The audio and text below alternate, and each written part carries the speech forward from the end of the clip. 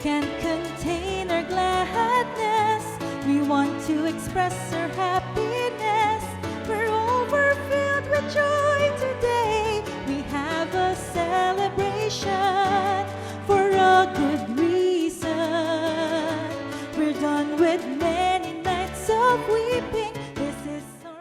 Dalawang karangalan ang iginawad ng Philippine Choice Awards, ang 2025 Philippines Choice Award for Excellence in Public Service para sa ating hepe, PAO Chief Persida Acosta, at ang 2025 Philippines Choice Award for Outstanding Humanitarian Service by an organization na ipinagkaloob sa ating tanggapan, ang Public Attorney's Office. Isinagawa ang awarding ceremony sa The Manila Hotel noong Nobyembre 7. Ang nasabing mga parangal ay tinanggap ni Attorney Kayla Acosta bilang representative ng ating hepe.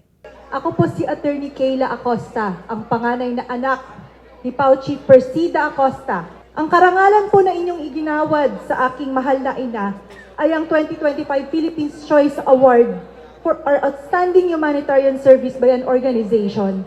At binigyan niyo rin po ng award mismo ang Public Attorney's Office. Ayon din kay Attorney Kayla na sa pamamagitan ng mga parangal na ito ay napabubulaanan ang mga maling haka-haka at pag-uusig sa ating hepe at sa PAO. Ito po ay nagpapatotoo na hindi po totoo ang mga sinasabi ng mga nangungutya at nag-uusig sa aking ina na siya ay maingay lamang, siya ay tunog lata.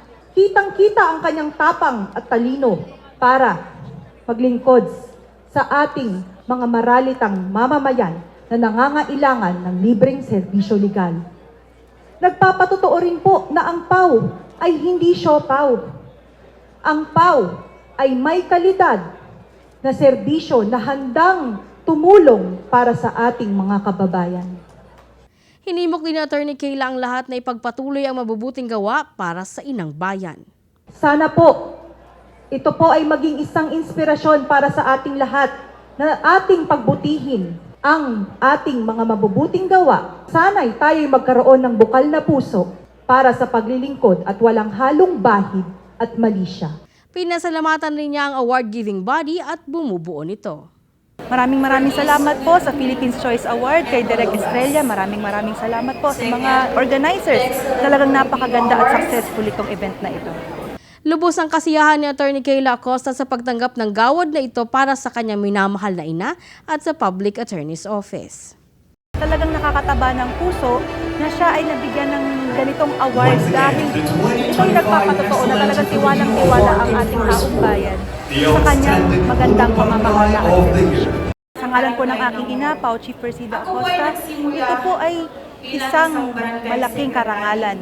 Hindi lamang po sa kanya, pati sa Public Attorney's Office, at natitiyak po ng taong bayan na kalibre ang serbisyo na inyong maasahan at makukuha.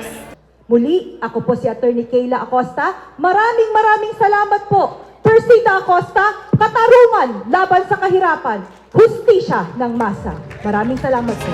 Chief Acosta, you're defending the people's rights.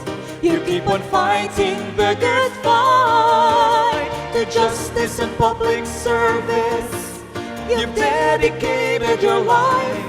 You're deeply touching others' lives.